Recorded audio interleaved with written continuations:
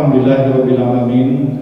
Kita masih diberikan nikmat iman, nikmat Islam, nikmat sehat sehingga kita bisa hadir di sini setiap hari Selasa ya, hari ini, dan salawat kita menunjukkan ke Nabi kita Nabi Muhammad SAW. Dan seperti biasa, insya Allah pada hari ini kita akan melakukan kajian rutin ya, masih sama temanya itu tentang sifat seorang Nabi. Insya Allah dibawakan oleh Ustaz Agil Pradana, Rizallah, dan Alhamdulillah ya Ustaz berada. Dan sedikit pengumuman juga, insya Allah besok malam Kamis juga ada kajian. Insya Allah akan dibawakan oleh Ustaz Fakhrul Razi Ibnu Mu'alim dengan tema Syarah Rinci Rukun Iman karya Ustaz Dr. Firanda Mirja Garcia. Dan kami juga menghadirkan para jamaah untuk hadir besok juga di Masjid At-Tawaf, insya Allah pada maghrib. Demikian pengumuman dari kami. Terima kasih. Assalamualaikum warahmatullahi wabarakatuh.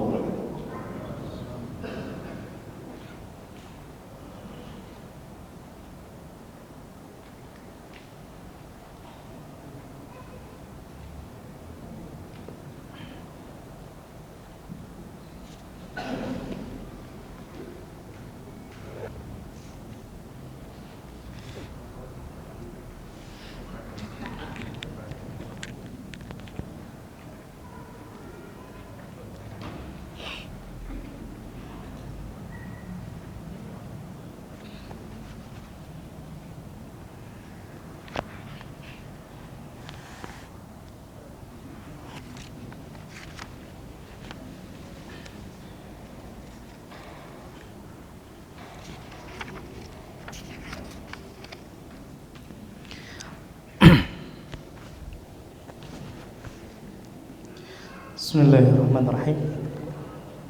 Assalamualaikum warahmatullahi wabarakatuh.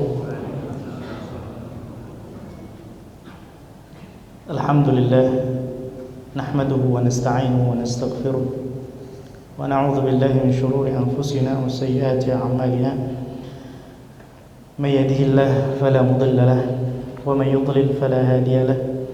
Asyhadu an la ilaha illallah wahdahu la syarika lahu wa asyhadu anna Muhammadan 'abduhu wa rasuluhu la nabiyya wa la rasula ba'da. Amma ba'du. Bapak Ibu, ikhwan akhwat jamaah rahimani wa rahimakumullah.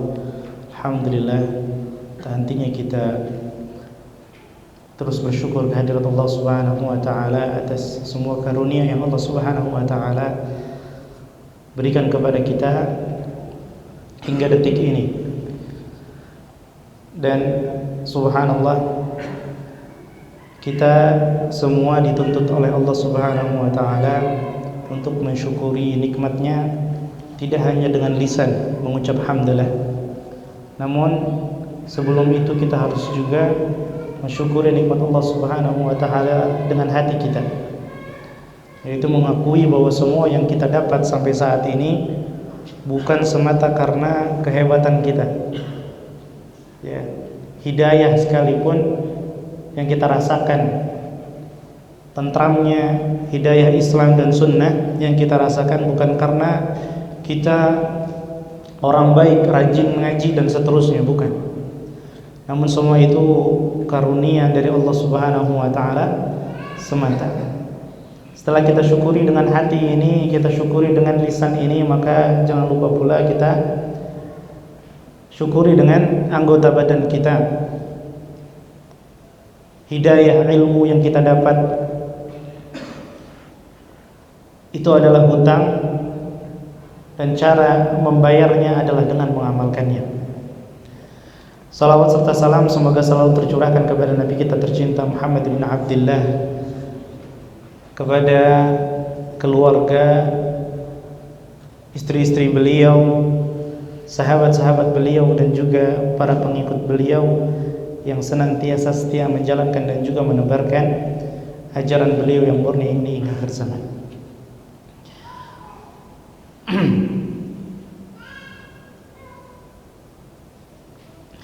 Hadirin rahimakumullah, alhamdulillah, kembali kita dalam pembahasan kitab sifat salat Nabi sallallahu alaihi wasallam, tata cara salat Nabi Muhammad sallallahu alaihi wasallam minat takbiri ila taslim, dari takbir hingga salam, ka'annaka taraha, seakan-akan kita melihat salat beliau. Ya, kenapa seakan-akan kita melihat salat beliau? Karena yang akan kita bahas di sini yang dibawakan oleh Syekh Al-Allamah Hadithul Asr Muhammad bin Nasruddin Al-Albani, ya, beliau pilihkan dari hadis-hadis yang sudah beliau cek riwayatnya dan kesahihannya. Dan ini penting kita lakukan, ya, untuk selalu mengecek apakah salat kita sudah sesuai dengan sunnah Nabi Muhammad sallallahu alaihi wasallam. Kalau seandainya seorang muslim ditanya, apakah Anda mencintai Allah? Tentu tidak ada yang mengatakan tidak cinta sama Allah. Semuanya cinta kepada Allah. Namun ada satu ayat yang kata para ulama ini adalah ayatul imtihan. Ayatul imtihan, ayat ujian. Wabil imtihani yukramul mar'u aw yuhan. Dan dengan imtihan atau dengan ujian seseorang akan diputuskan, dia akan dimuliakan atau dihinakan. Apa ayatnya? Firman Allah Subhanahu wa taala, "Qul," katakanlah wahai Muhammad, "in kuntum tuhibbunallah," kalau kalian wahai umatku tuhibbunallah, mencintai Allah Subhanahu wa taala, fattabi'uni, maka ikutilah aku, ikuti Nabi Muhammad sallallahu alaihi wasallam, yuhibbukumullah. Ya, maka Allah Subhanahu wa taala niscaya akan mencintai kalian, wa yaghfir lakum, dan juga akan mengampuni dosa-dosa kalian. Dan ayat ini sangat jelas sekali, ya, perintah yang sangat tegas untuk mengikuti tata cara Rasulullah SAW dalam segala hal. Kita mencintai Allah, ya, dengan cara yang dicintai oleh Allah. Kita cinta kepada Rasul juga bukan dengan cara kita, bukan cara nenek moyang kita, apalagi cara-cara orang di luar agama kita. Ya, maka yang tepat mencintai Rasulullah SAW adalah dengan cara yang dicintai oleh Rasulullah SAW, yaitu mengikuti sunnahnya. Alhamdulillah, ya, kita sudah bahas beberapa bab, mulai dari kiblat, ya, kiblat kita Ka'bah. Kemudian kita bahas juga sutrah, ya, seorang ketika sholat maka, ya, seyogyanya dia menghadap ke sutrah dan mendekat ke sutrah. Kemudian, ya, mencegah kalau ada orang lewat di depannya ketika sholat, jangan dibiarkan lewat. Meskipun terkadang kita nggak enak mau cegah, nanti dikira aneh. Apa-apa, sunnah harus dihidupkan. Ini cara kita mencintai Rasul. Ya. Dan ketika kita mau sholat juga disebutkan di awal berdiri. Ya, berdiri meskipun di kendaraan umum. Malu, Ustaz. Ya sudah. Itu cara kita mencintai Rasul sallallahu alaihi wasallam. Ya, ini diuji hati kita, diuji iman kita, apakah kita mengedepankan cinta kita kepada Rasul atau mengedepankan gengsi kita. Nah, hidupkan sunnah Rasul. Ya, salat berdiri ketika itu memungkinkan meskipun di kendaraan umum. Ya, salat dengan sandal, ya, tentu ini sudah kita bahas, ya, tidak semua tempat, namun disunahkan. Kalau memang tidak perlu membuka sandal, ya maka kita pakai saja. Salat di taman berumput, nggak usah dilepas sandalnya, pakai sandalnya. Nah, dan kita sudah memasuki juga tentang niat, bahwa niat ternyata tempatnya ulama sepakat, semua mazhab niatnya adalah di hati. Dan semua imam 4 mazhab dan ulama-ulama salaf sebelum mereka, ya, tidak ada yang mengajarkan, tidak ada yang memfatwakan, tidak ada yang menganjurkan untuk melafadzkan niat. Hanya terjadi di kalangan ulama belakangan, ya, dari kalangan mazhab Syafi'iyah. Nah, jadi bukan tidak kita nisbatkan kepada Imam Syafi'i atau imam madhab yang lainnya. Kemudian kita masuk ke takbir. Subhanallah, takbir ini adalah ucapan pertama yang diucapkan. Ucapan pertama yang diucapkan oleh orang yang salat.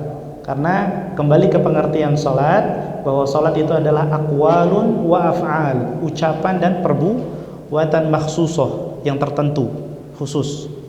Ya. Muftatahatun bit takbir wa muhtatamatun bit taslim. Ya, dibuka dengan takbir, takbiratul ihram, dan juga ditutup dengan salam. Ya, ditutup dengan salam.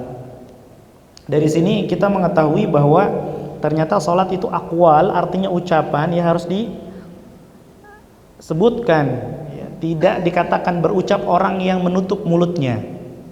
Jadi yang namanya salat meskipun bacaannya sir, bukan berarti kita tutup mulut, ya, mingkem gitu ya. Tapi digerakkan mulutnya. Jadi itu seharusnya, karena orang yang menutup mulutnya rapat-rapat, mingkem begitu ya, itu tidak dikatakan dia mengatakan sesuatu.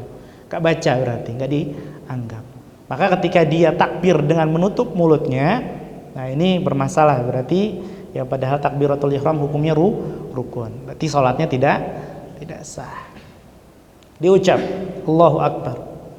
Bahkan Ibnu Qayyim rahimahullah taala juga menegaskan, tidak diriwayatkan dari Rasulullah SAW baik dari beliau ataupun para sahabatnya, ya, mengucap sesuatu apapun sebelum takbir. Jadi awal yang diucapkan adalah dengan Allahu Akbar. Nah, namun kita beri catatan kemarin ya, bukan berarti ketika niat itu di hati dan tidak diucapkan kemudian kita lalai, ya, tidak fokus pikiran kemana. Harus hadirkan hati dan pikiran kita di dalam sholat, bahkan sebelum sholat. Ya, kita tahu ya, para salaf itu dari mulai wudhu saja sudah merah mukanya. Kenapa? Gemeteran, grogi, ya, mau bertemu dengan Robnya. Nah, kemudian ketika takbir, disunahkan ketika takbir mengangkat kedua tangan. Ya, mengangkat kedua tangan, ada dua pilihan ketinggiannya, levelnya. Boleh sebahu, ya, sebahu, tidak harus terlalu dekat ataupun terlalu jauh ya. Yang penting sebahu. Ya, sebahu, senyamannya dia mengangkat sebahu, ya, ataupun telinga, dan tidak harus ya untuk memastikan setelinganya dengan menempelkan ujung jempol dengan ujung telinga. Nah, tidak harus.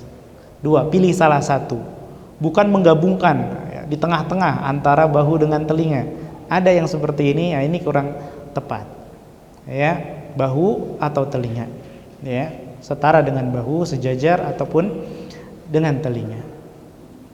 Mengucapnya Allahu Akbar boleh sebelum, boleh berbarengan dengan mengangkat ataupun sesudahnya. Ya.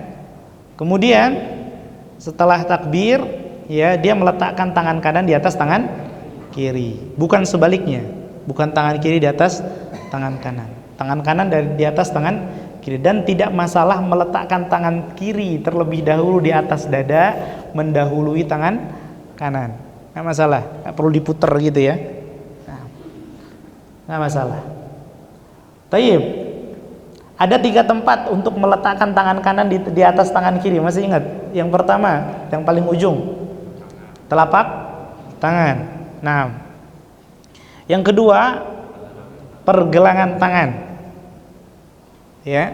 Yang ketiga, otot lengan, yang disebut dengan sa'id. Ini namanya sa'id, otot lengan. Jadi jangan ke tengah-tengah. Ini bukan sa'id namanya. Sa'id, otot lengan. Bukan juga adud. Apa namanya otot ini? Bicep atau tricepnya. Bukan seperti ini. Kan ada yang sebagian megangnya, afwan, anak berdiri.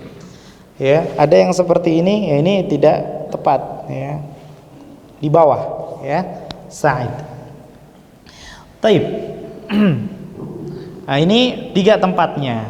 Adapun cara meletakkannya, masya Allah, barakallahu fiik.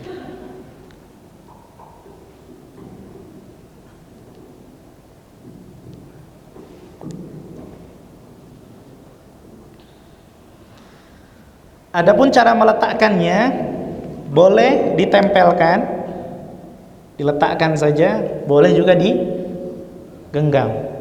Ya. Kalau genggam dilingkarkan semua jari-jarinya, jangan ada disisakan. Nah, sekali lagi nggak perlu menggabungkan dua cara. Sebagian jari menggenggam, sebagian jari cuma diletakkan, nggak boleh. Ya, ini mengada-ada dalam agama namanya. Baik. Ya, ini pertama digenggam telapak tangan atau di pergelangan atau di sa'id, otot lengan. Ya, dan 3 tempat ini. Ya, diletakkan dia mana? Di atas dada. Di atas dada. Ya, dada di atas dada. Fawqas thadi, di atas dada, bagian yang menonjol di dada itu, ya baik laki-laki atau perempuan sama. Ya, tidak ada perbedaan tata cara salat laki-laki dan perempuan. Atau tahta thadi, ya, di bawah bagian yang menonjol di dada. Ya, sebagaimana kalau kita amalkan ya memegang otot lengan, nggak mungkin kita angkat terlalu tinggi ataupun letakkan terlalu bawah. Nah, lurus saja. Dan ini juga menegaskan tidak ada cara meletakkannya di samping. Ya, katanya ada yang meletakkan di samping ya, kanan kiri. Wallahu a'lam dari mana dalilnya. Katanya dari kejadian Umar bin Khattab ketika ditusuk. Ya, itu bisa diamalkan ketika antum disusuk juga. Tapi jangan ya, subhanallah. Taib. Nah, yaitu tentang meletakkan tangan kanan di atas tangan kiri, dan hadisnya jelas sekali. Nabi SAW bersabda, "Inna ma'syaral anbiya," kami para nabi itu diperintahkan 3 hal. Yang pertama adalah menyegerakan berbuka, mengakhirkan sahur, dan juga meletakkan tangan kanan di atas tangan kiri di dalam salat. Ya, meskipun para ulama, ya ini pendapat jumhur, yang sahih ini adalah sunnah, namun sunnahnya adalah sunnah muakkadah, ya, nggak layak diremehkan, nggak layak diremehkan. Taib. Sekarang kita masuk ke pembahasan berikutnya, an-nadharu ila mawdi'is sujud wal khusyu'. Subhanallah, ini penting untuk kita bahas, ya, meskipun ini bukan gerakan tertentu, tapi ini yang bisa menentukan nilai sholat kita.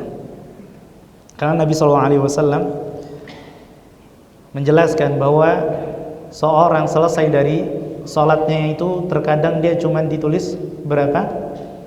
Ya, kadang ada yang setengah pahala sholat. Kalau jamaah 27 kan begitu. Setengahnya ya, berapa itu? 13,5. Atau kadang setengahnya ya, berapa lagi itu ya? 675 gitu ya. Cuma atau seperempat, atau bahkan 1/5, atau bahkan 1/6, au subu'uhu, au thumunuhu, au tusu'uhu, au ushuruhu. Bahkan sampai suman hanya 1/10. Satu soft, dengan takbir yang sama, dengan imam yang sama, dengan jumlah rakaat yang sama, dengan panjang pendek bacaan ruku dan sujud yang sama, salamnya sama, subhanallah, tapi ternyata pahalanya berbeda. Dan ini subhanallah yang menentukan diantaranya adalah kekhusyuan. Taib. Maka di sini Rasulullah SAW disebutkan oleh Syekh Al-Albani rahimahullahu taala. Di sini beliau mengatakan, di mana letak atau di mana seseorang itu memandang, melihat ketika sedang sholat, ya, ke depan, ke samping, bebas atau kemana. Beliau menyampaikan, wa kana sallallahu alaihi wasallam idza shalla taqta'a ra'sahu wa rama bi basarihi nahwal ard. Nabi sallallahu alaihi wasallam, ya, kalau lagi salat taqta'a ra'sahu, menundukkan ke kepalanya, warama bibasarihi nahwal ard. Ya, beliau melempar pandangannya ke arah tanah. Berarti kemana ini? Ke kanan, kiri, depan, belakang, samping, atas atau bawah? Ke bawah. Menunduk. Subhanallah. Ya. Layaknya zaman dulu, kalau orang ketemu raja, bukan siapa-siapa, dia nggak berani, ya, matanya itu ketempelan atau melihat bagian dari tubuh raja, nggak berani melihat raja. Maka Allah Subhanahu wa Ta'ala rajanya para raja. Maka kita tundukkan pandangan kita ketika sholat. Walamma, dan di hadis yang lain, riwayat yang lain, walamma dakhala al-ka'bata ma khalafa basarahu mawdi'a sujudihi hatta kharaja minha. Rasulullah SAW pernah sholat di dalam Ka'bah. Nah, ini kemarin kan sholat katanya harus ngadep Ka'bah ya. Nah, sekarang gimana ceritanya kalau kita masuk Ka'bah, kita sholat di dalam Ka'bah? Mesti ngadep mana berarti? Ya, bebas, betul. Nah, karena semuanya Ka'bah. Jadi kalau kita sholat di dalam Ka'bah, menghadap manapun, ya boleh. Menghadap manapun, boleh. Rasulullah SAW sholat di dalam Ka'bah, dan Rasulullah SAW tidaklah meninggalkan Ka'bah, keluar dari Ka'bah, ya. Dia selalu melihat ke tempat sujudnya. Ya. Tempat sujud itu maksudnya apa? Tempat sujud adalah di mana seseorang meletakkan kepalanya ketika sujud. Nah, itu tempat sujud. Enggak lebih, enggak kurang. Jadi enggak ngelihat ujung kakinya, bukan. Ya, enggak ngelihat ujung kakinya, enggak sebegitunya juga. Atau lebih dari tempat sujudnya, yakni tempat dahinya itu diletakkan di atas tanah. Nah, tidak lebih dari itu juga. Nah, wa qala sallallahu alaihi wasallam la yanbaghi an yakuna fil baiti syai'un yushghilul musalli. Ya. Bahkan saking pentingnya khusyuk, subhanallah, Nabi sallallahu alaihi wasallam sudah mewanti-wanti, ya. La yanbaghi, tidak seyogianya, tidak pantas, fil bait, ya, di rumah, an yakuna fil bait, ini di rumah. Beliau bahkan mengatakannya di rumah, bukan di masjid, ya, bukan di tempat-tempat sholat, bahkan di rumah sekalipun, syai'un yushghilul musalli, sesuatu yang bisa mengganggu orang sholat. Apa itu? Gambar, tulisan, dan yang lain sebagainya, maka dihindari. Ya, dihindari. Ini kalau perlu, kalau kita punya karpet yang polosan aja. Kalau perlu kita punya karpet polosan. Nah, namun disayangkan sebagian orang sholat, ini sabda Nabi SAW perlu kita indahkan. Sebagian orang sholat pakai baju di belakangnya ada tulisan gede lagi. Ganggu orang sholat tidak? Masya Allah, ganggu. Apalagi misalnya habis dari Jogja, beli kaos dagadu, itu kan kadang panjang ya cerita gitu kan. Atau ke Bali joger dan lain sebagainya, Masya Allah. Itu sholat baca akhirnya ngayal kemana-mana. Nah, inilah yang bagi, ya, mungkin buat yang kalau yang hal-hal yang seperti ini mungkin masih maklum buat kita.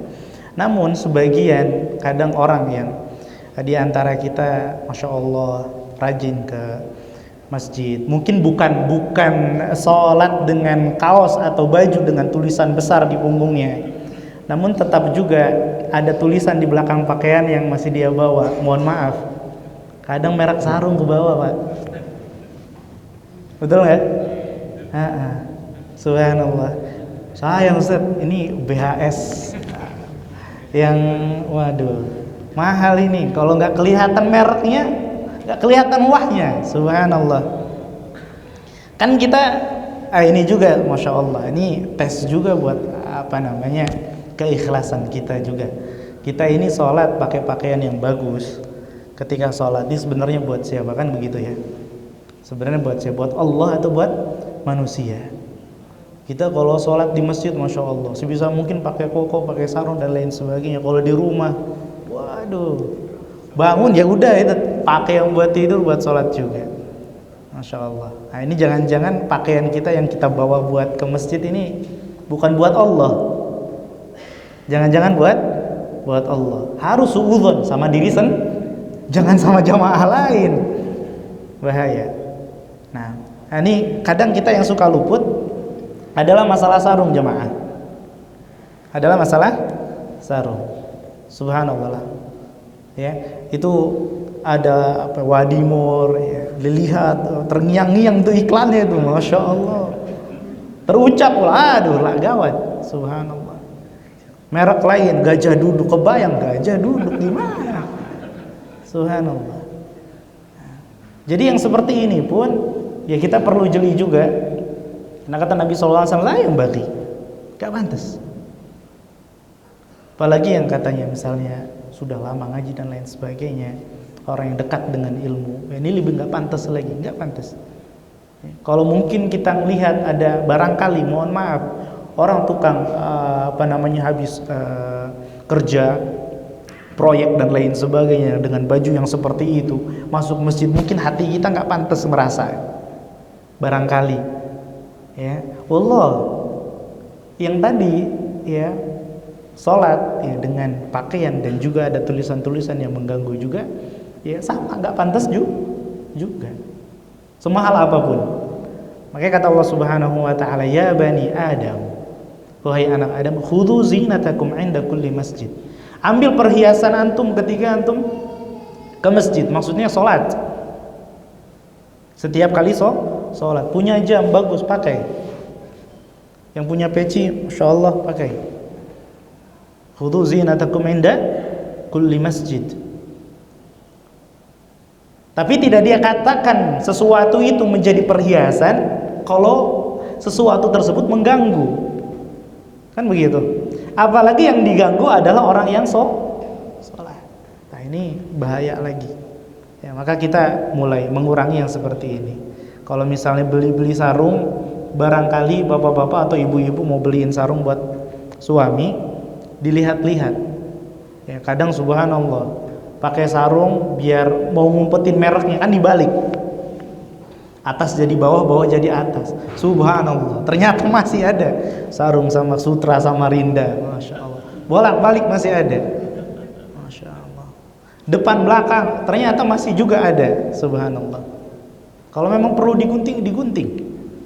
Sayang Ustaz, bismillah ya, ini bukti cinta kita kepada Rasul sallallahu alaihi wasallam, bukti cinta kita kepada Allah Subhanahu wa taala. Fattabi'uni. Maka ini tidak pantas ya. Nah, demikian juga kalau misalnya barangkali di sana ya, mungkin anak-anak muda, remaja suka nempel poster dan lain sebagainya di kamarnya ya, dengan tulisan atau lain sebagainya. Nah, padahal dia sholat juga di kamarnya buat sholat sunnah, tahajud dan lain sebagainya. Maka ini juga dihindari. Atau kasih pajangan-pajangan di tempat sholat ya, dengan tulisan dan lain sebagainya, ayat ya. Kalau bisa juga ini dihindari. Saat di Masjid Nabawi sama Masjid Haram juga gitu ya. Kita ngikuti arsitek, kita ngikuti para desainer itu, atau mengikuti Rasul, kan begitu. Nah, dan ini memang termasuk disebutkan oleh para ulama ya, diantaranya dalam kitab Asyaratus Sa'ah ya, diantara tanda kiamat yaitu zakhrafatul masajid, menghias masjid dengan berlebihan. Semangat orang bangun masjid tapi gak semangat bangun subuh. Nah ini masalah. Nah, taib, la yanbaghi an yakuna fil baiti syai'un yushghilul musalli wa kana yanha an raf'il basari ila sama. Nabi SAW melarang mengangkat pandangan ke langit atau ke atas apapun yang terjadi di atas, ya, apapun yang terjadi di atas, ya, jangan mudah terkecoh perhatian kita ketika sholat. Dan ini para ulama menyatakan bahwa mengangkat, ya, nanti ada perbedaan, ada dua hal nanti kita bahas. Yang pertama mengangkat pandangan ke atas, yang satunya lagi melirik dalam sholat. Ini dua hal yang berbeda dan masing-masing ada hukumnya. Dua hal yang berbeda dan masing-masing ada hukumnya. Adapun yang mengangkat pandangan ke atas, ya, wa yu'aqidu fin nahyi hatta qol, Nabi SAW tegas betul, larangan melihat ke atas lagi sholat, jam masjid bunyi. Itu apa? Apa hukumnya? Kata Nabi SAW, la yantahiyanna aqwamun yarfa'una absarahum ila as-sama'i fi as-salah aw la tarji'u alaihim ilaihim, fi riwayah aw la tukhtafanna absaruhum.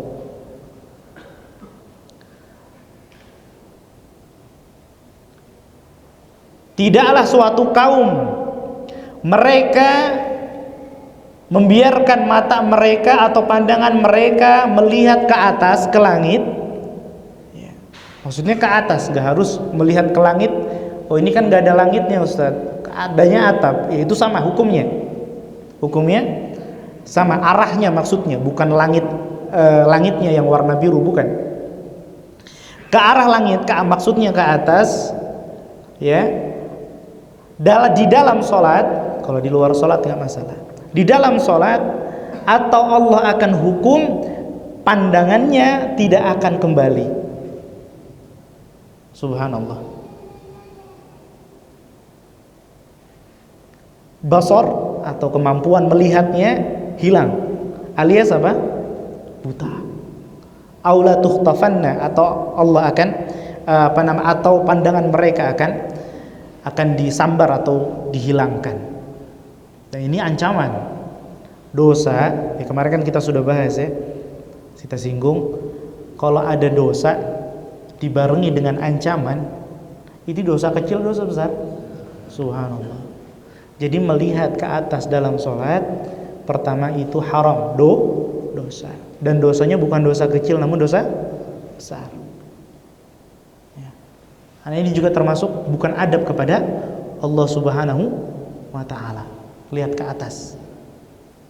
Harusnya kita, ya, kalau dia di hadapan manusia yang mungkin diagungkan di dunia saja, atau bahkan mungkin dengan orang yang kita muliakan, kita hormati, orang tua kita, ya, kita nundukkan gitu.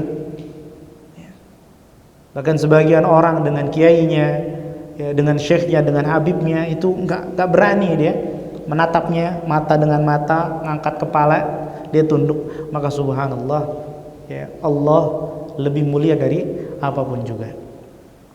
Makanya ancamannya keras di sini. Jadi hukumnya haram, dosa, dan dosanya dosa besar. Wa fi haditsin akhar, idza shallaitum fala taltafitu fa innallaha yansibu wajhahu liwajhi 'abdihi fi salatihi ma lam yaltafit. Subhanallah. Ini kemuliaan bagi orang yang salat. Tadi tentang mengangkat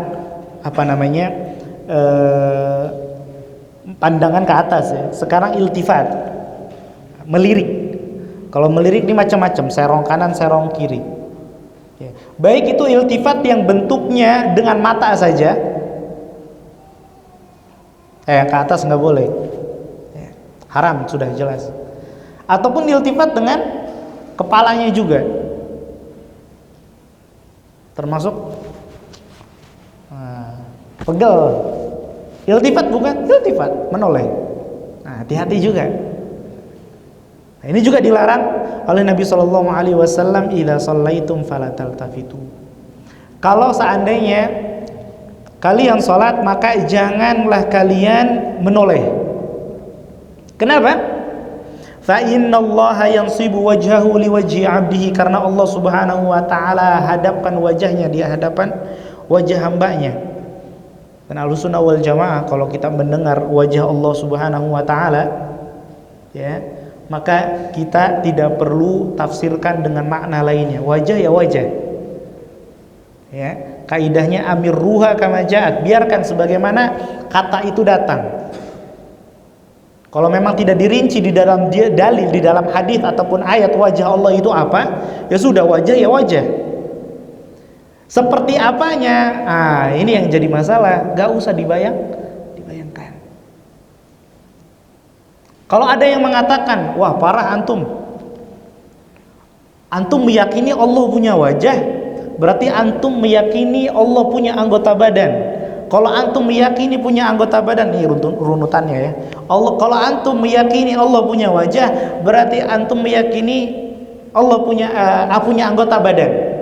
Kalau antum meyakini Allah punya anggota badan, atau istilah mereka tajsim,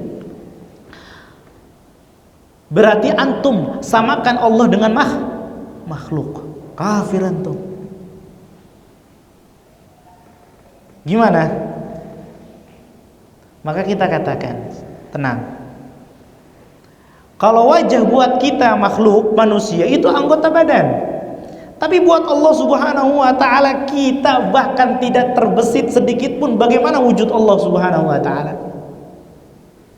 Wajah kalau buat manusia itu salah satu anggota badan. Tapi kalau buat Allah Subhanahu wa taala ya kita enggak katakan wajah Allah bagaimana. Gak katakan itu adalah anggota badan, salah satu anggota badan Allah. Sehingga kita kebingungan ketika membaca ayat kullu man 'alaiha fan, semuanya akan musnah, semuanya akan hancur. Wa yabqa wajhu rabbika dzil jalali wal ikram. Wa yabqa wajhu rabbika dzul jalali wal ikram. Dan yang tersisa hanya wajah Tuhanmu. Langsung. Nah, katanya antum juga bilang Allah punya kaki, Allah punya tangan. Kalau yang tersisa hanya wajah, kaki dan tangan Allah, di mana? Ini berarti apa? Kalau kita masih bingung dengan hal yang seperti ini, artinya kita masih membayangkan bahwa Allah ya, seperti makhluk, punya anggota badan, tangannya di sebelah sini, kakinya sebelah sini, wajahnya sebelah sini. Nah, ini nggak benar juga. Ya sudah. Kita imani Allah punya kaki, ya disebutkan di dalam hadis. Allah punya tangan, disebutkan dalam Al-Quran. Ya sudah kita imani. Seperti apa?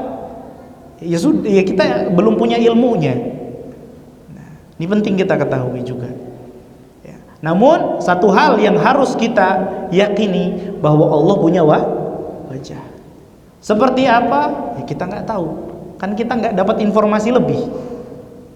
Karena untuk mengetahui sesuatu hal itu cuma 3. Cara mengetahui sesuatu hal itu cuma 3. Yang pertama lihat langsung. Lihat langsung. Yang kedua adalah melihat yang yang mirip dengan hal tersebut sehingga kita ada gambaran. Atau yang ketiga ya sudah dengan informasi yang kita dengar saja. Contoh, di sini barangkali ada yang pernah lihat buah kiwi, atau ya barangkali belum ada yang belum pernah lihat buah kiwi, misalnya. Ya. Maka cara mengetahui buah kiwi seperti apa? Ambilin buah kiwi, kasih nih, kan gitu. Oh jadi tahu. Oh ya sudah. Kalau misalnya dia nggak tahu buah kiwi dan nggak ada buah kiwi, kira-kira buah yang mirip buah kiwi kalau sekilas apa? Sawo ya. Tolong beliin buah kiwi di sana. Waduh, warnanya apa ya? Bentuknya kayak mana? Antum pernah lihat sawo nggak? Oh iya, ada pokoknya gitu, mirip sawo. Insya Allah bisa itu beli. Jadi yang pertama lihat secara langsung, yang kedua adalah dengan membandingkan yang semisal, yang ketiga ya udah dengar, jelasin aja bentuknya bulat lonjong, kulitnya warna coklat, kan seperti itu ya. ya sudah. Nah, dan untuk mengetahui Allah Subhanahu wa taala, ada enggak orang yang pernah lihat Allah langsung di antara kita? Nggak ada. Maka cara pertama mustahil. Yang kedua, ada enggak yang seperti Allah? Nggak ada. Maka cara yang kedua juga mustahil. Kalau yang kedua kan berarti bisa dibayangkan ya. Bisa dibayangkan. Tapi nggak ada. Laisa kamitslihi syai'un wa huwas samiul basir. Tinggal cara yang ketiga. Ya sudah. Kita dapat informasi dan kita tidak boleh mengatakan lebih dari informasi yang kita dapat. Wajah Allah seperti apa? Ya nggak tahu. Tapi Allah, kata Nabi SAW katakan bahwa Allah punya wajah. Ya sudah selesai. Apa susahnya? Wajah yang layak dengan keagungan Allah Subhanahu wa ta'ala. Ya. Taib. Yang sibu wajahu liwajhi abdihi. Allah Subhanahu wa ta'ala hadapkan wajahnya untuk wajah hambanya. Saat yang sholat di dunia kan setiap jam, setiap menit bahkan kan, waktu sholat itu kan bergeser terus, gak ada habisnya. Sekarang waktu maghrib udah lewat, di belahan bumi yang lain lagi maghrib ini, yang bumi yang lainnya lagi isya, di belahan bumi yang lainnya bahkan lagi subuh, di belahan bumi yang lain lagi zuhur, belahan bumi yang lainnya lagi asar. Berarti gimana Ustaz? Allah menghadapkan wajahnya untuk setiap hambanya. Nah, ini juga ya, akal kita ini terbatas. Banyak hal yang di luar akal kita. Nggak bisa kita nalari Allah Subhanahu wa ta'ala dengan akal kita. Apalagi sampai kita mendustakan hadis atau menyelewengkan makna hadis hanya karena itu tidak masuk di akal. Nah, ini bahaya juga. Ya, makanya para salaf, ya, para sahabat, para tabi'in, tabi'ut tabi'in kalau sudah dengar ayat sifat ya sudah, gak bahas rinci, yang penting sudah ini tentang zat Allah, maka ya dikembalikan kepada Allah Subhanahu wa ta'ala. Taib, liwajhi abdihi fi salatihi, artinya sudah syair. Taib.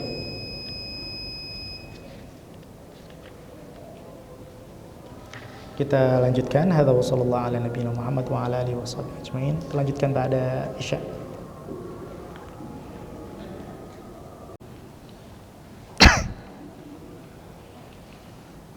Bismillahirrahmanirrahim.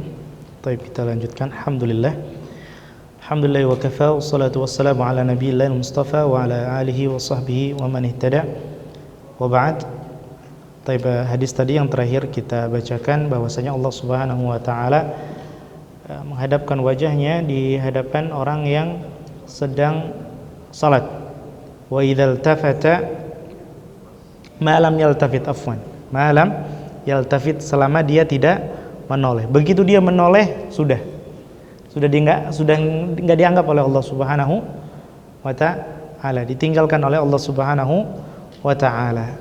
Maka salat ini adalah keadaan, posisi yang subhanallah sangat sakral, mulia, sangat agung, luar biasa, sampai Allah Subhanahu wa taala, ya, orang jalan biasa wudu juga tidak terjadi apa-apa, begitu dia sudah berdiri menghadap kiblat, takbir Allahu akbar, langsung Allah Subhanahu wa taala hadapkan wajahnya kepada orang ini.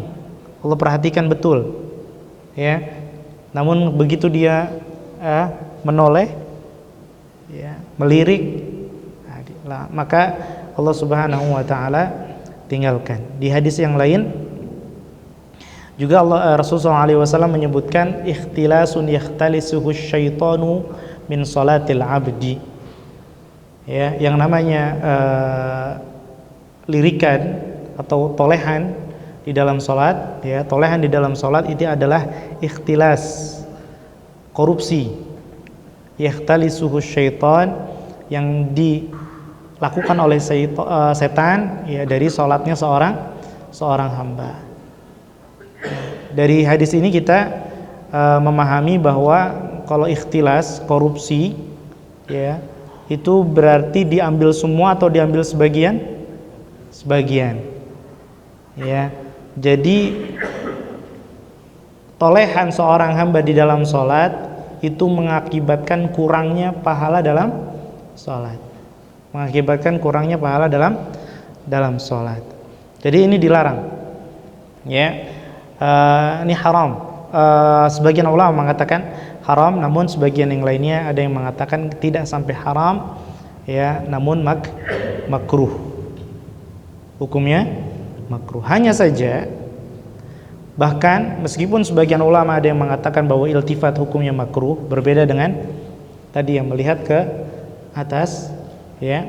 Namun ternyata menoleh pun bisa membatalkan sholat. Bisa membatalkan sholat ketika seorang sholat kemudian banyak menoleh sehingga keluar dari bentuk sholat, seperti menoleh dengan dadanya, kemudian sehingga keluar dari kiblat, ya, keluar dari kiblat, maka ini bisa membatalkan sholat, bisa membatalkan sholat. Wa qala sallallahu alaihi wasallam la yazalullahu muqbilan 'alal 'abdi fi salatihi. Allah Subhanahu wa taala senantiasa menghadap ke arah hambanya fi salatihi, di dalam salatnya, malam yaltafit, selama dia tidak menoleh. Fa idza sarafa wajhahu in sarafa anhu, apabila si hamba ini menolehkan wajahnya, maka Allah Subhanahu wa taala pun berpaling dari hamba ini. Subhanallah, ya, langsung nggak dianggap, ditinggalkan sama Allah Subhanahu wa taala. Dan tentu saja bagaimana cara Allah menghadapnya dan seperti apa, ini rincian-rincian yang di luar nalar kita. Karena kalau pakai dengan nalarnya makhluk, kan kita sholat jamaah, kan ngadapnya satu arah. Masa iya sebelah saya dihadapin oleh Allah, saya yang di sebelahnya enggak seperti itu, ya, tidak seperti itu. Lalu apakah maknanya, oh berarti ngadep itu maksudnya bukan ngadep beneran ngadep, Allah nggak bener-bener menghadap ke hambanya? Mungkin maknanya enggak juga, ya, hadisnya mengatakan seperti itu, ya sudah kita yakini. Nah, taib. Wa naha an thalathin, Nabi SAW melarang 3 hal dalam salat. Nah, ini perlu kita catat. Yang pertama adalah naqratin kanaqratid dik, patukan seperti patukan ayam, salat kayak patuk ayam. Berarti apa ini? Saking apa? Cepatnya. Waladhdallin, amin, Allahu akbar, Allahu akbar, Allahu akbar, Allahu akbar. Nah, itu seperti ini, ya. Naqratan kanaqratin kanaqratid dik, ya, salat seperti patukan ayam, saking cepatnya ini dilarang. Wa iqa'a iqa'il kalb, duduk iqa seperti duduknya, mohon maaf, anjing. Seperti apa? Barangkali ana contohkan. Iqa'ul kalb seperti ini.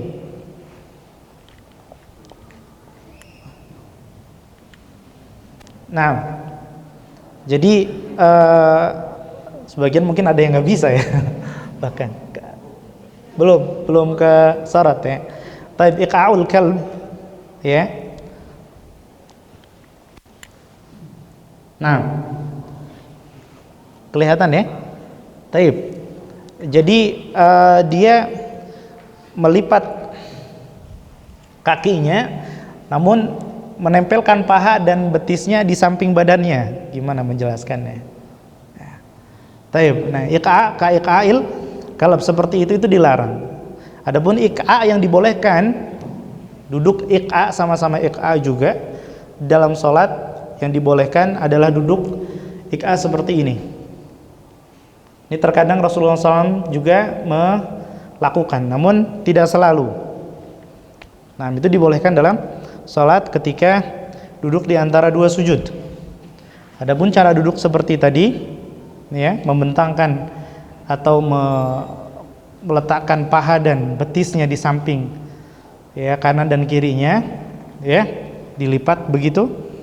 Kemudian telapaknya tidak dibuat tegak, maka ini dilarang seperti posisi anjing. Dan yang ketiga adalah iltifat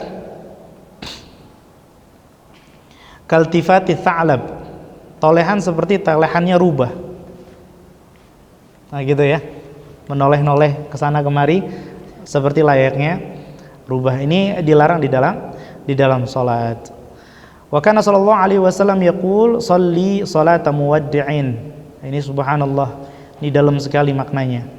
Nabi sallallahu alaihi wasallam ya jadi imam kemudian bilang kepada makmunya, shalli salata muwaddi'. Salatlah kamu seakan-akan kau akan meninggal. Artinya salat ini salat terakhir buat kita. Rasanya seperti apa?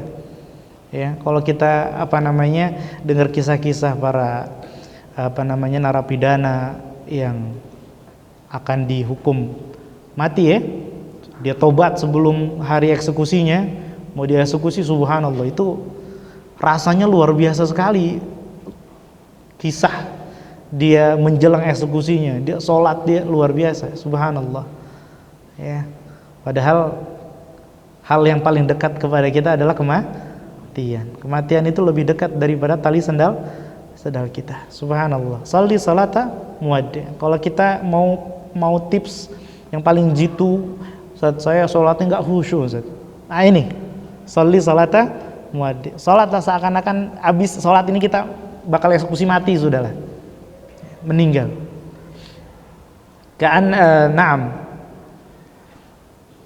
Ka'annaka tarahu fa in kunta la tarahu fa innahu yaraka. Naam. Kita sholat seakan-akan Allah Subhanahu wa ta'ala, kita melihat Allah, kalaupun kita nggak melihat Allah, namun Allah melihat kita. Dan ini definisi ihsan, tingkatan tertinggi dalam Islam. Ketika seseorang selalu ketika beribadah itu ya, ada Allah nih yang lihat, Allah dengar nih, perindah suara bacaannya, perindah gerakannya, sempurnakan wudunya, selalu merasa akan dipuji oleh Allah Subhanahu wa ta'ala, bukan dipuji sama manusia. Selalu akan dibanggakan oleh Allah Subhanahu wa ta'ala ketika dia baik di hadapan Allah Subhanahu wa ta'ala. Bagusin biar Allah muji saya. Ya, itu enggak tercela. Ya, tidak tercela. Wa yaqul ma min imri'in tahduruhu salatun maktubatun fayuhsinu wudu'aha wa khushu'aha wa ruku'aha illa kanat kaffaratan lima qablaha min adh-dhunub ma lam ya'ti kabiratan wa dhalika ad-dahru kullah. Tidaklah seorang ya masuk waktu salat kemudian dia memperbagus wudu'nya, khusyuknya di dalam salatnya, dan juga dia perbagus ruku'nya, benar-benar lurus. Dia berusaha berlatih supaya punggungnya lurus ketika ruku, ya, maka antara salat tersebut itu akan menghapus seluruh dosa sebelumnya. Subhanallah, nikmat sekali. Jadi kalaupun seandainya kita meninggal ketika atau setelah salat, sudah nggak ada urusan, karena Allah sudah ya bersihkan semua dosa kita, kecuali dosa apa? Illa malam ya'ti kabiratan, selama dia tidak melakukan dosa besar. Perlu juga kita bahas ini, dosa besar yang perlu kita jauhi apa saja. Nah, yang jelas dosa besar yang paling besar adalah syirik, ya. Wa dzalika ad-dahru kullu, dan itu ya menghapus seluruh sepanjang umur. Wa qad sallallahu alaihi wasallam fi khamisatin laha a'lam. Nabi sallallahu alaihi wasallam pernah pakai baju khamisah, itu salah satu jenis baju. Nah, namun di dalam baju itu ada gambar-gambarnya, ada simbol-simbolnya. Fa nadhara ila a'lamiha nadratan, lagi salat kemudian lihat ke salah satu motifnya. Ya, salah satu motifnya. Falamman sharafa, maka tatkala Rasulullah SAW selesai salat, apa yang beliau lakukan? Idhabu bi khamisati hadhihi ila Abi Jaham. Tolong ini kasih baju saya ini ke Abu Jaham. wa'tuni bi anjibat bi ambijaniyati Abi Jaham, ya, supaya ambil ambijaniyah itu salah satu jenis baju juga, ya, yang model yang lain. Kalau tadi khomisoh itu adalah baju dengan ada motifnya, ya, itu namanya khomisoh. Adapun ambijaniyah itu baju tanpa motif, polos, ya, polos. Ambijaniyah Abi Jaham, fa innaha alhatni anifan an salati, karena sesungguhnya baju tadi yang pakai motif itu bikin aku nggak fokus ketika salat. Wa fi riwayatin fa inni nadhartu ila alamiha fi salati fakada yuftinuni. Dan tadi aku di riwayat yang lain lafadznya adalah aku sempat melihat, ya, motif yang ada di baju. Maka kalau bisa memang baju sesederhana mungkin, ya. Kalau bisa nggak ada motifnya, nggak ada motifnya. Nah, nggak ada yang ini untuk sholat tentu saja. Ataupun di luar sholat maka bebas. Ya, adapun di luar sholat maka bebas. Ya, termasuk yang sarung tadi, ya. Kalau mau acara kondangan pakai sarung, ya silakan pakai mereknya di belakang, nggak masalah. Nah, wa kana li Aisyah thawbun fihi tasawir mamdudun ila sahwatin fakana Nabi sallallahu alaihi wasallam yusalli ilaih. Nabi sallallahu alaihi wasallam, Aisyah radhiyallahu anha, di rumahnya ada satu kain yang terbentang, namun di kain tersebut ada gambar-gambar, ada motif-motif, beberapa motif. Nabi sallallahu alaihi wasallam salat ke arah kain tersebut. Ya, jadi kainnya diletakkan justru di arah Nabi sallallahu alaihi wasallam salat. Maka apa reaksi Nabi SAW? Akhirihi anni, tolong disingkirkan Aisyah dari pandangan saya. Fa innahu la tazalu taswiruhu ta'ridu li fi salati, karena apa namanya, motif-motifnya ini selalu menghalangiku atau terbayang di hadapanku ketika aku salat. Jadi memang ketika salat, ya, diusahakan tidak ada apapun yang mengganggu, tidak ada apapun yang mengganggu. Makanya makruh hukumnya kita sholat di tempat yang banyak gambar di situ. Gambar di sini bukan gambar makhluk hidup. Kalau jelas kalau gambar makhluk hidup nggak boleh sama sekali.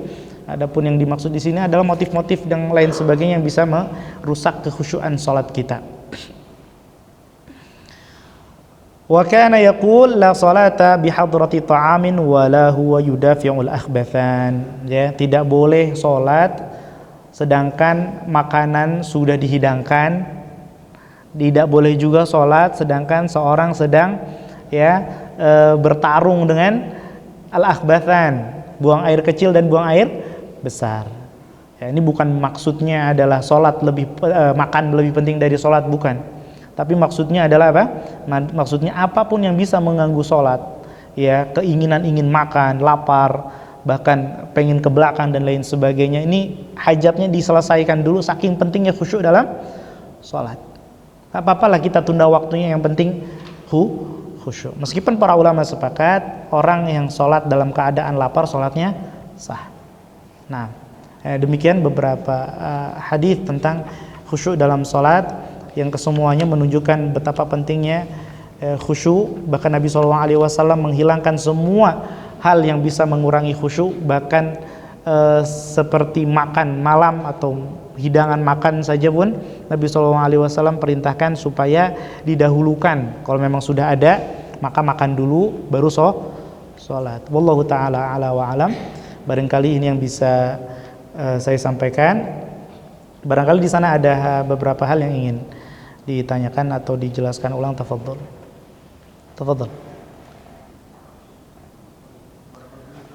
Fik barakallah. Nah, rangkaian sholat itu kan ada berdiri, ruku, tidak, sujud, duduk, sujud. nah, Apa semua pandangan di rangkaian itu ke sujud atau gimana? Masya Allah. Ini pertanyaan menarik ini. Kita kan dalam sholat gerakan dari satu gerakan sholat itu kan mulai berdiri, ruku, sujud, i'tidal, duduk dan seterusnya. Nah, apakah pandangan kita selalu ke tempat sujud atau pandangan kita ya boleh berubah-ubah, kayak misalnya kita ke tangan kita kalau lagi bangun atau ke lutut kita ketika bertumpu dan seterusnya. Maka jawabannya tetap ke tempat sujud. Ya. Boleh tetap ke tempat sujud. Nah, namun kalau misalnya memang ada diperlukan suatu hal yang diperlukan di dalam sholat, maka tidak mengapa. Satu hal yang diperlukan dalam sholat maka tidak mengapa. Ya, misalnya nyari tumpuan yang pas untuk tangan, barangkali sedang sakit dan lain sebagainya, atau kakinya sedang kurang nyaman untuk jalan sehingga harus ya memposisikan badannya harus dilihat dulu. Ya, ini memang ada keperluan. Kalau memang ada keperluan tetap boleh. Adapun kalau tidak ada, fokus mata kita ke tempat sujud, dan itu bisa dilakukan. Kecuali satu keadaan saja seorang tidak melihat ke tempat sujud, namun melihat ke telunjuknya, yaitu ketika tasyahud. Ketika tasyahud melihat ke telunjuknya, insyaallah nanti kita bahas. Mudah-mudahan terjawab. Ada lagi? Taib, Masya Allah. Silakan Pak.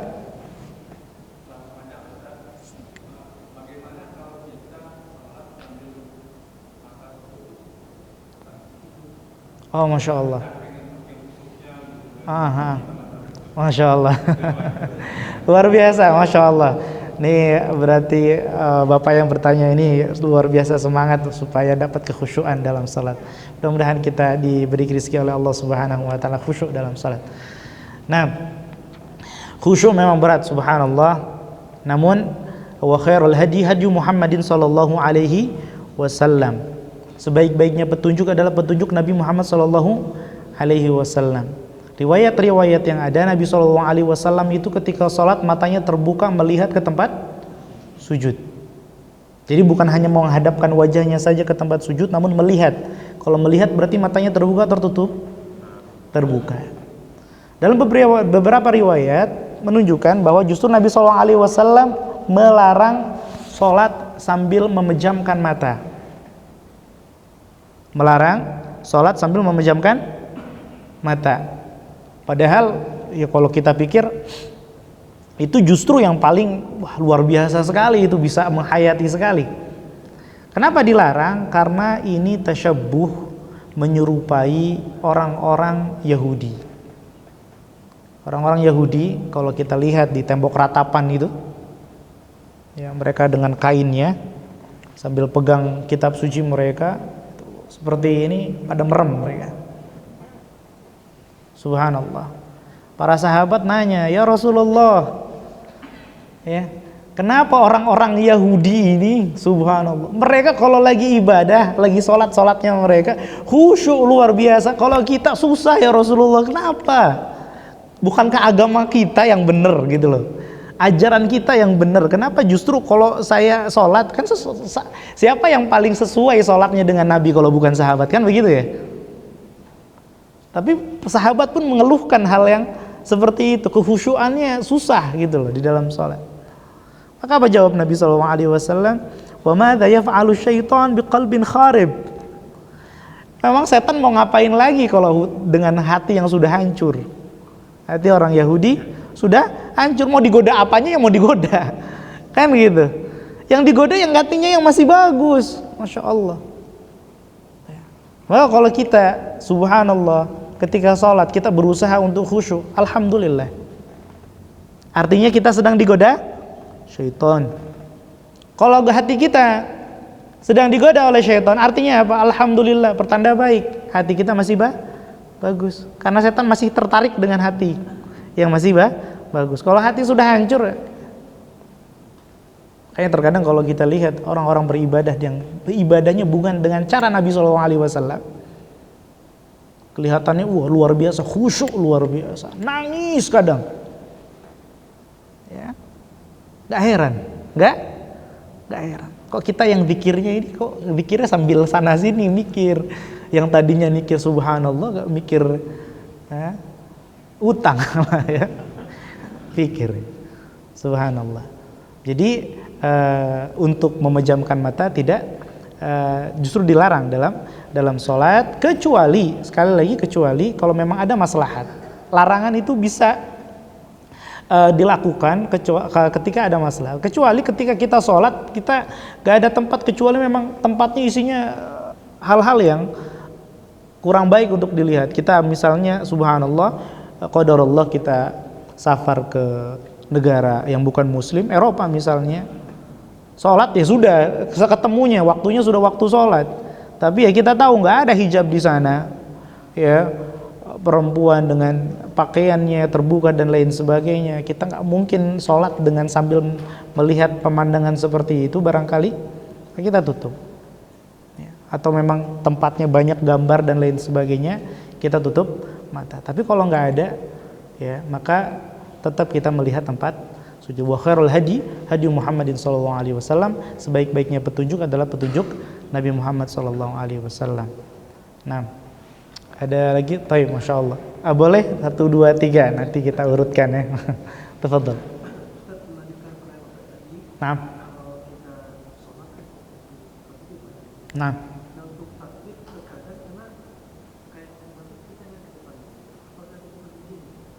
Taib, ada memang sebagian ulama yang mengatakan bukan melihat ke bawah, namun ke depan, seperti mazhab Malikiyah. Nah, dalam hal ini, namun yang lebih mendekati dalil adalah pendapatnya jumhur, ya, pendapatnya jumhur. Maka ketika takbir sekalipun kita sudah mulai melihat ke tempat sujud, ya. Makanya ini penting mempersiapkan diri ketika sholat itu dari sebelum sholat. Dari, ya, kita perbaiki diri lah, ya.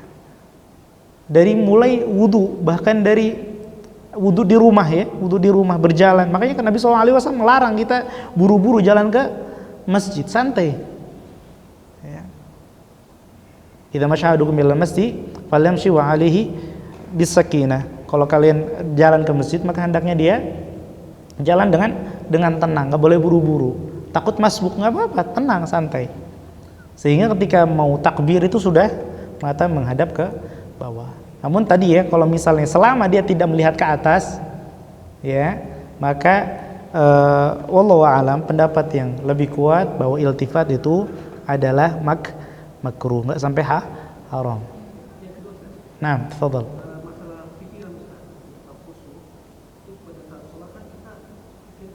Nah,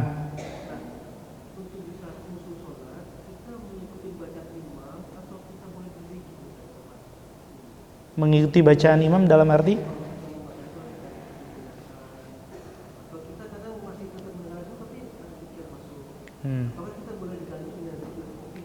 Masya Allah. Taib. Ini tips khusyuk, ya, tips khusyuk. Dan subhanallah, kita memang harus berusaha sebisa mungkin untuk khusyuk, meskipun para ulama mengatakan juga khusyuk bukan rukun dari salat. Yang merupakan rukun adalah tumakninah. Namun, ya, khusyuk adalah ruh dari salat, ya, disah salatnya, namun bisa jadi nggak ada bernilai pahala. Nah, adapun ketika kita sedang berjuang mengkhusyukkan hati ini, makanya tadi disebutkan, ya, banyak sekali faktor-faktor luar dulu yang disiapkan supaya khusyuk di dalam itu, faktor-faktor luar dulu. Bahkan gerakan badan pun disiapkan.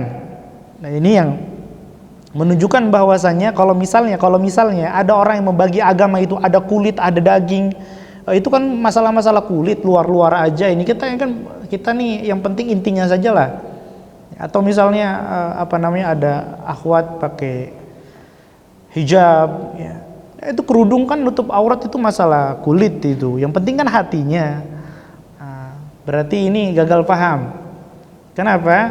Karena justru disyariatkan yang luar-luar tadi itu untuk menjaga yang di hati. Untuk menjaga yang di hati. Ya, tentu subhanallah, taruhlah buah apel, ya. Antum tahu buah apel, ya?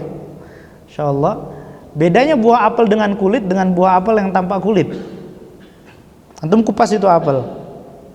Tunggu sejam. Apa yang terjadi? Nah, iya. Hal-hal yang di luar ini perlu kita persiapkan supaya yang dalam, jadi nggak ada lagi saya nanti pakai kerudungnya kalau hati saya sudah baik, nggak akan baik. kerudungan dulu, ya, kan gitu. Saya mau biar ada air dulu, baru saya ambil botol. Ya nggak, ambil botol dulu, baru dapat air, kan seperti itu. Jangan isi dulu luar dulu untuk membersihkan yang dalamnya. Wadahnya dulu, baru kita dapat isinya. Nah, begitu juga khusyuk tadi. Nah, harus dikondisikan. Itu yang pertama. Nah, yang kedua, adapun ketika imam sedang membaca, wajib. Nanti kita juga masuk ke pembahasannya. Ketika imam membaca, maka wajib kita menyimak bacaan imam. Tidak boleh sibuk dengan bacaan sendiri. Bahkan yang mewajibkan bacaan Al-Fatihah ketika jahriyah pun mengatakan gak boleh baca selain Al-Fatihah. Imam lagi baca, dia baca Quran lagi, gak boleh. Ya.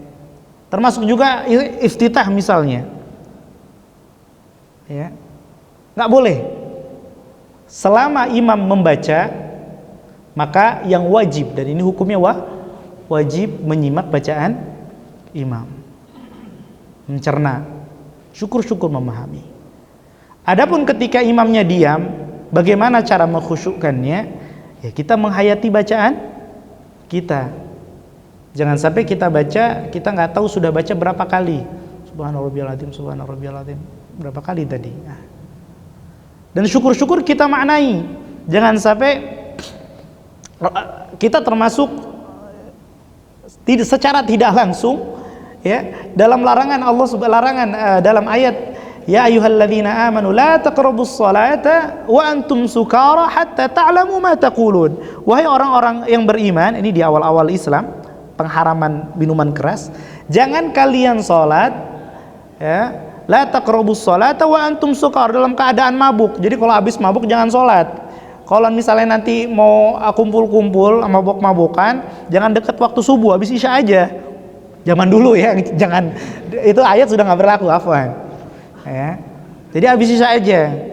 Ya. Atau kalau mau udah mendekati subuh, jangan sholat subuh dulu baru mabuk. Kan waktunya panjang tuh sampai zuhur tuh. Ya kan? Jadi waktu mabuk cuma 2 kali. Habis isya sama habis subuh. Tapi sekarang udah nggak boleh. Udah sama sekali nggak boleh. Kenapa? Disebutkan ilahnya di sambungan ayatnya, hatta ta'lamu ma taqulun. Ya, supaya kalian ngerti apa yang kalian ucapkan. Subhanallah. Dilarang sholat sambil mabuk supaya tahu apa yang diucapkan. Kita nggak mabuk, kita nggak minum, tetap aja nggak ngerti apa yang kita baca. Subhanallah. Nah, ini terus perbaiki sholat kita. Ya. Jadi itu tip khusyuknya. Bukan zikir sendiri, tapi zikir-zikir yang sudah ada dalam sholat. Kan subhanarabbiyal azim 3 kali Ustaz. Lagi boleh. 10 kali, 100 kali boleh. Resapi, subhanarabbiyal azim maknanya luar biasa. Subhan, maha suci Allah. Allah suci dari segala hal yang negatif. Kita merasa hidup kita nggak enak, banyak ujian dan lain sebagainya, itu bukan kesalahan Allah, sama sekali bukan kesalahan Allah. Ma asaba bi musibatin fa bima kasabat aydikum. Tidaklah terjadi suatu musibah kecuali ya karena ulahmu sendiri. Kan gitu. Subhana rabbiyal azim. Allah Maha Agung. Saya tunduk. Saya bungkukkan badan saya. Padahal saya satu-satunya makhluk yang diciptakan oleh Allah Subhanahu wa taala yang berjalan di atas muka bumi ini dengan tegak. Ada makhluk lain yang berjalan tegak? Apa? Ya, yang kata ahli taksonomi mengatakan kerabat dekat kita simpanse lah, apa itu orangutan, nggak ada yang jalannya tegak. Kita bungkukkan untuk Allah Subhanahu wa taala. Ketika sujud, subhana rabbiyal a'la. Maha suci Allah, suci Allah. Rabbiyal a'la, yang paling yang maha tinggi, subhanallah. Wajah ini yang paling kita rawat. Ya, ibu-ibu nggak ada yang skincarein jempolnya, nggak ada. Skincare semuanya di wajah, subhanallah. Ya, mau urusan ketiak hitam juga nggak terlalu peduli, yang penting wajahnya kinclong, leher hitam juga nggak masalah. Subhanallah. ya, bahkan belang antara depan telinga sama belakang telinga nggak masalah. Subhanallah, kita letakkan bagian tubuh kita yang paling kita muliakan. Orang kalau ditepuk pundaknya, masya Allah kan. Tapi kalau ditepuk mukanya gimana? Subhanallah, kita letakkan wajah ini di atas tanah, tempat paling rendah untuk siapa? Rabbiyal a'la, yang paling tinggi, yang maha tinggi. Resapi semua doa itu. Dan harus berjuang. Kenapa perlu diperjuangkan? Karena setan masih tertarik dengan hati kita. Layak diperjuangkan khusyuk itu. Nah, jadi tidak dengan zikir sendiri ya ketika salat. Yang pertama menyimak imam dan memperhatikan bacaan kita yang sudah ada tuntunannya dari Rasulullah Shallallahu Alaihi Wasallam. Taib yang di belakang dulu tadi. Oh ya, taib, silakan. Waalaikumsalam warahmatullahi wabarakatuh. Masalah khusyuk, definisi khusyuk itu seperti apa, Ustaz? Definisi khusyuk itu seperti apa? Itu yang pertama.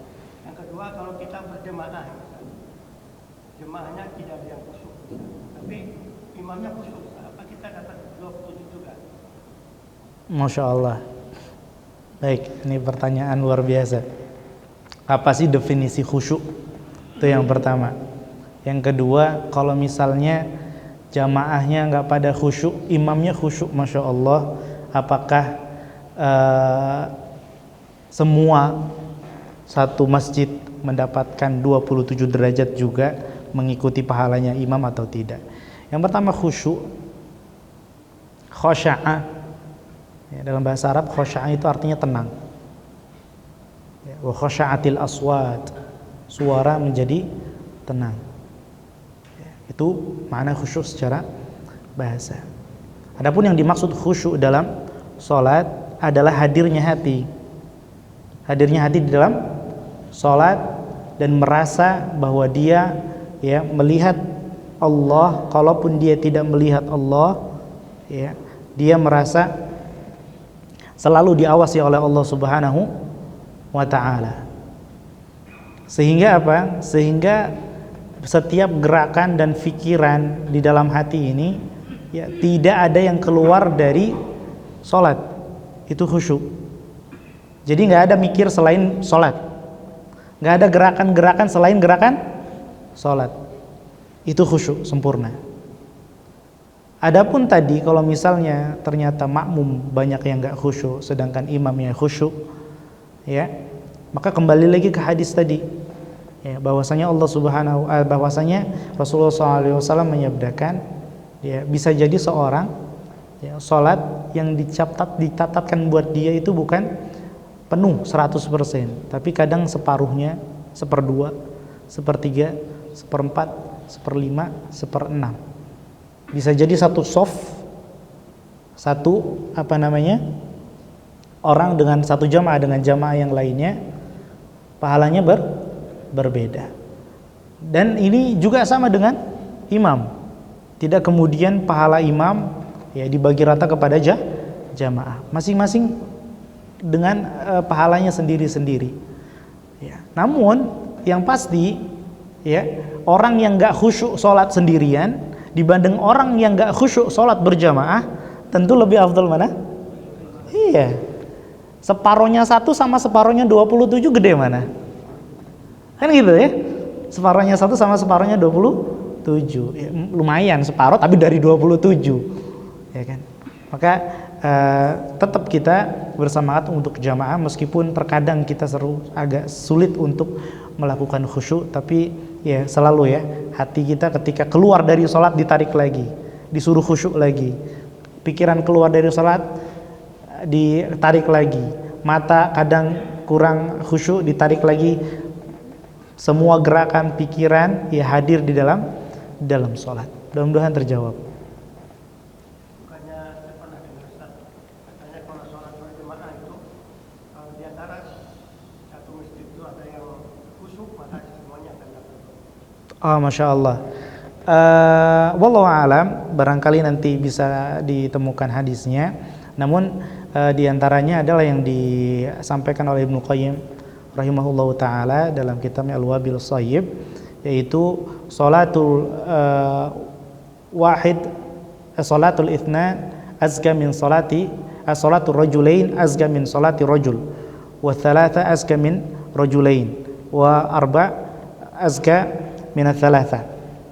Atau kama qala Nabi sallallahu alaihi wasallam, salatnya 2 orang itu lebih bersih, lebih suci daripada salatnya 1 orang, artinya lebih afdol. Salatnya 3 orang itu lebih afdol dari salatnya yang 2 orang, 4 orang, dan seterusnya. Semakin banyak jamaahnya, maka semakin afdol. Ya. Barangkali ini yang paling dekat. Jadi tidak dilihat siapa yang paling khusyuk kemudian diberikan pahala ya dengan orang yang terbaik di dalam jamaah tersebut. Namun semua saling melengkapi. Ya, adapun pahala masing-masingnya Allah Maha Adil ya sesuai dengan khusyuan masing-masing. Wallahu a'lam. Barangkali nanti bisa saya koreksi lagi, cari lagi ada yang sesuai dalilnya dengan tadi pertanyaan. Apakah memang sahih atau tidak. Wallahu a'lam. Baik, akhi. Tadi kita setelah takbir itu ada 3 posisi tangan. Nah. Kalau misalnya sholat isya ada 4 rakaat. Nah. Itu kita kombinasikan atau 1 posisi aja? Oh, insyaallah. Itu yang pertama. Yang kedua, kita pernah dengar nih Ustaz, kalau kita lagi sholat tiba-tiba kayak hilang fokus gitu, Pak, khusyuk gitu. Kita ada kayak gerakan meludah tuh gitu buat mengusir setan. Apakah itu benar? Itu aja. Terima kasih. Nah, Masya Allah, yang pertama bahwa meletakkan ya variasi atau ikhtilaf tanawwu di dalam meletakkan tangan di dalam sholat ya, apakah dari rakaat pertama sampai akhir rakaat harus sama semua atau boleh bergonta-ganti dari satu rakaat ke rakaat yang lain? Jawabannya boleh dari satu rakaat ke rakaat yang lainnya. Ya, yang tidak boleh adalah dalam satu keadaan kemudian digabungkan seperti tadi ya. Nah, seperti menggenggam dan meletakkan, menempelkan jadiin satu, atau mungkin barangkali saya mau mencari tengah-tengah antara pergelangan dengan otot lengan. Nah, itu juga tidak diperkenankan. Itu yang pertama. Yang kedua, masalah isti'adzah, yaitu berlindung kepada dari Allah, kepada Allah Subhanahu wa taala dari godaan syaitan ketika kita digoda kekhusyuan kita di dalam salat, maka diperbolehkan untuk meludah. Ya, namun meludahnya bukan meludahkan air. Ya, namun meludahkan liur saja, nafas saja, tidak sampai banyak. Ya, ini yang disebut dengan an-nafathu, an-nafas, bukan nafas. Nafas. Nah, itu bisa dilakukan ke kiri dan dilarang meludah ke depan. Karena itu adalah tadi ya, innallaha yansibu wajhahu, Allah sedang ya menghadapkan wajahnya. Maka kalau meludah ke depan ini sangat tidak beradab sekali. Maka meludahnya ke kiri. Tapi ini dilakukan ketika sholat sendirian. Kalau sholat jamaah jangan sampai nanti apalagi waduh, dahaknya keluar semua, bahaya. Nah, kalaupun harus ketika sholat jamaah, maka sebisa mungkin tidak mengganggu yang lainnya. Ya, kita ingin berlindung dari syaitan, malah kita yang jadi. Taib. Karena rasa cukup ya. Terakhir barangkali ini sebagai penutup karena sudah cukup malam. Assalamualaikum. Saya ingin bertanya, bagaimana jika kita sholat yang di depannya ada cermin kaca? Syukran. Nah, ini juga termasuk. Ya, yang tadi Rasulullah SAW bilang ke Aisyah, akhirihi. Singkirin, ini ganggu. Apalagi akhwat. Ya. Dan sebagian ikhwan, subhanallah. Ya, kalau sudah kena kaca itu, tangannya gatel pengen pegang rambut aja, subhanallah. Nah, ini musibah, ya. Hindari sholat di depan kaca. Hindari sholat di depan kaca sebagaimana Rasulullah SAW menghindari sholat di depan kain yang banyak motif dan gambarnya. Wallahu taala ala wa alam. Ana rasa cukup. Mudah-mudahan Allah beri taufik kita untuk bisa mengamalkan ilmu kita. Hadza wa sallallahu ala nabiyina Muhammadin wa ala alihi washabihi ajmain. Kita tutup dengan doa kafaratul majlis. Subhanakallahumma wa bihamdika asyhadu an la ilaha illa anta astaghfiruka wa atubu ilaik. Syukran lakum wal 'afu minkum. Assalamualaikum warahmatullahi wabarakatuh.